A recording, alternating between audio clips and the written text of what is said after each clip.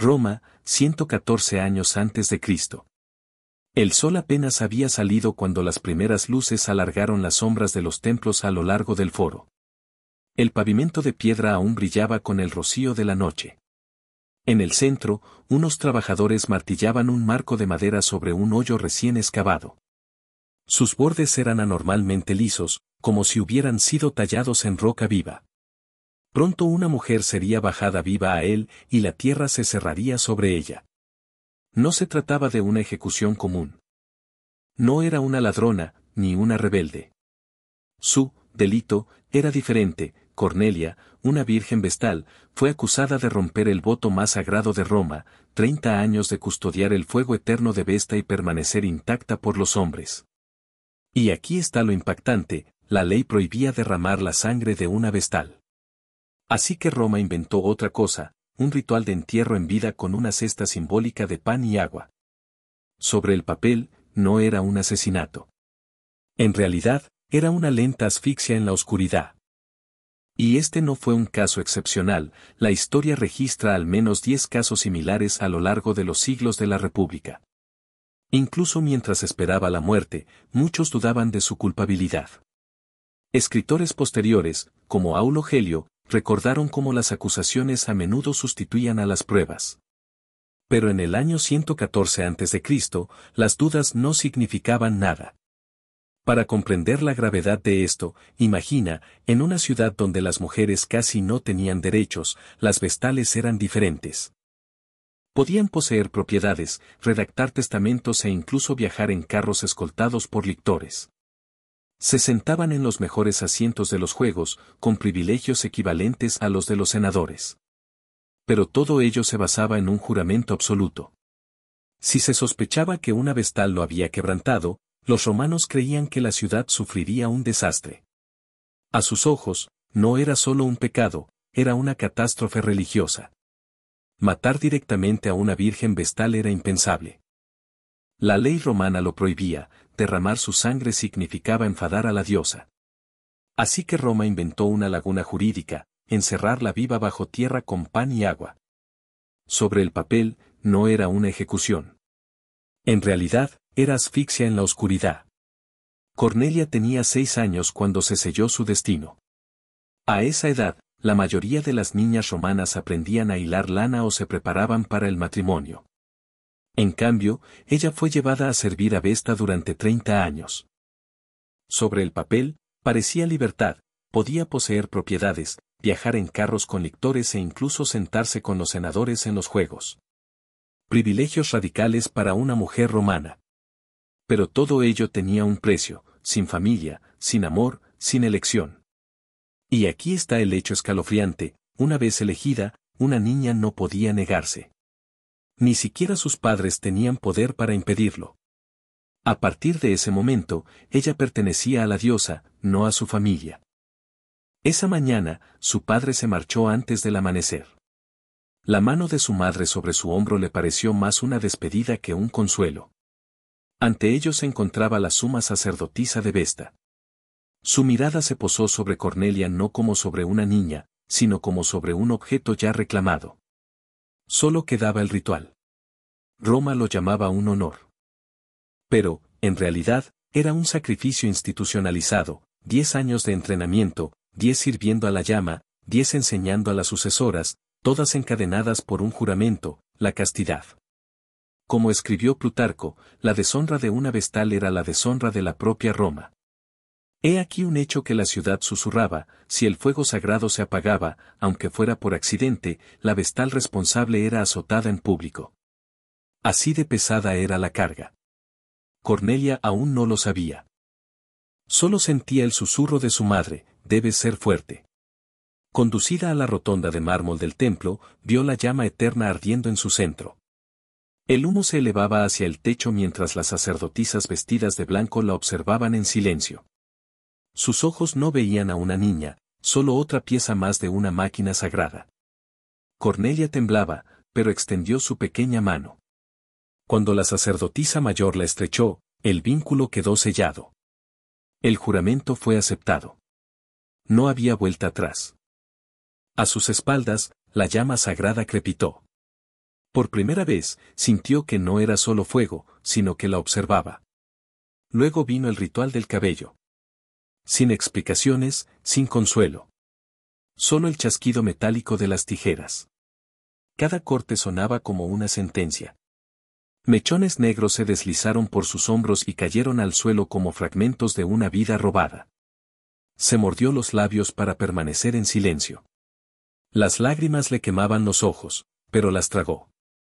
La sacerdotisa recogió el cabello y lo arrojó a las cenizas, cenizas mezcladas con los restos de quienes habían estado allí antes. Aulo Gelio escribió más tarde que esto simbolizaba una transferencia de identidad, de la familia a la diosa. Pero imaginen cómo se sintió una niña, despojada, humillada, borrada. A partir de ese momento, Cornelia ya no se pertenecía a sí misma. Ni a sus padres. Ni siquiera a Roma. Solo al templo.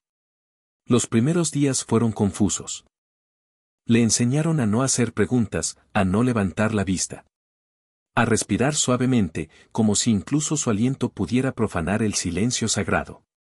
Su cuerpo fue entrenado como un instrumento, sentarse recta hasta que le doliera la espalda, permanecer inmóvil hasta que se le entumecieran las piernas. Por la noche lloraba en su almohada y, más tarde, aprendió a llorar sin hacer ruido. Incluso las paredes parecían escuchar.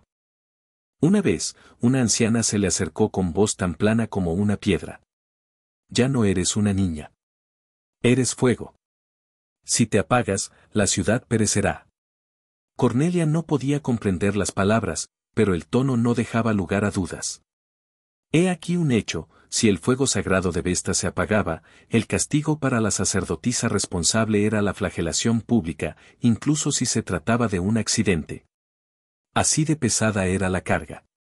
Pensaba a menudo en su madre, en el hogar de su casa, cálido, humano, protector. Este fuego era diferente. Eterno. Despiadado. Hambriento. Pasaron los años. Cornelia se convirtió en mujer, postura rígida, mirada baja, una hermana entre hermanas, sin nombre ni pasado. Se movía por los pasillos de mármol como una sombra, entrenada para ser tan silenciosa como la llama que custodiaba. Pero fuera del templo, Roma estaba inquieta. Las facciones del Senado luchaban encarnizadamente, e incluso la religión se convirtió en un arma. Un solo rumor contra una vestal podía arruinar a la familia de un enemigo. Una noche, Cornelia montaba guardia junto al fuego eterno. El peso sobre su pecho se hizo más pesado, así que salió al jardín, donde las hojas de laurel goteaban el rocío de la noche. Allí, entre las columnas, había un hombre, joven, de cabello oscuro y vestido con sencillez. No era un esclavo ni un sacerdote. Sus miradas se cruzaron. Y, por primera vez en años, ella se sintió vista, no como un símbolo, no como la llama, sino como Cornelia. El momento duró solo unos segundos. Luego él se deslizó entre las sombras. Ella regresó al altar, pero el fuego sagrado de repente le pareció más frío que nunca. La acusación llegó rápidamente, como una piedra rompiendo el agua tranquila. Un sirviente afirmó que ella había roto su voto. Algunos dijeron que fue un escriba, otros susurraron que los esclavos fueron obligados a repetir la historia. No importaba.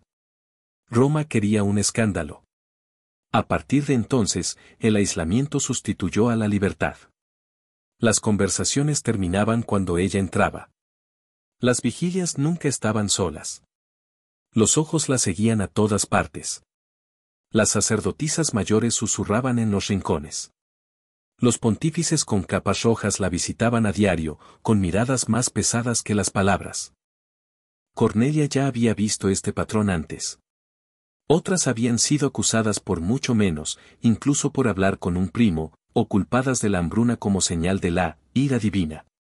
Nunca se exigían pruebas. Bastaba con la sospecha. Y se dio cuenta, ya era otra historia que Roma susurraría durante años. Entonces quizá le gustaría decirnos la verdad ahora, para librar a Roma de la ira divina. Ya les he dicho la verdad, respondió Cornelia. El silencio se prolongó como la cuerda tensada de un arco. El pontífice de cabello gris bajó la mirada. El más joven hizo un ligero gesto con la cabeza a la suma sacerdotisa, más peligroso que cualquier veredicto pronunciado. Después de eso, todo sucedió rápidamente. Le quitaron sus funciones.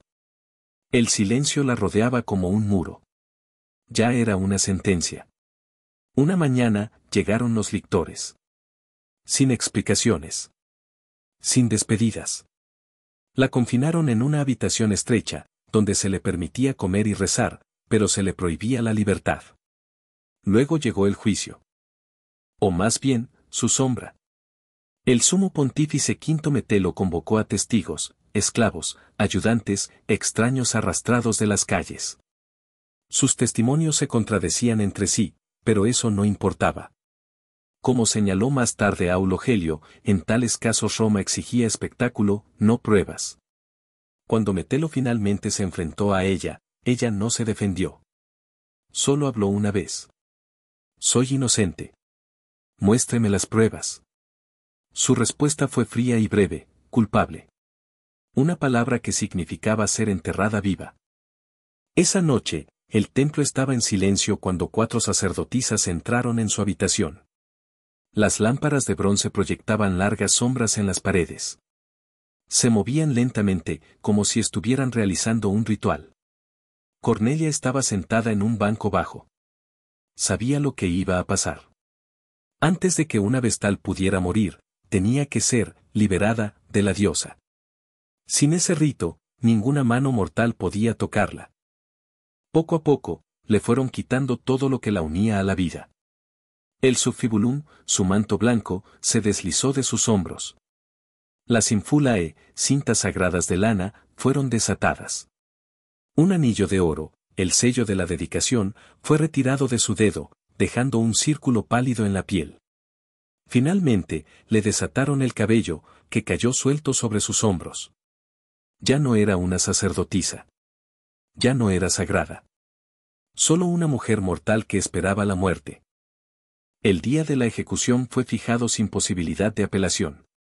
Salió del templo bajo custodia. El pavimento del foro estaba mojado por el rocío de la mañana. Cornelia caminaba con paso firme, pálida pero inquebrantable. Nadie hablaba. Nadie la tocaba. La procesión era estricta, primero los lictores, luego los sacerdotes, luego el sumo pontífice y, por último, la condenada. Entre la multitud, sus ojos se posaron en el senador Cayo Fabius. Su mirada no mostraba piedad, solo satisfacción. Y en ese momento, Cornelia lo comprendió. Su muerte no era solo un ritual. Era política. Esta es la amarga realidad: cuando una vestal caía, su familia caía con ella.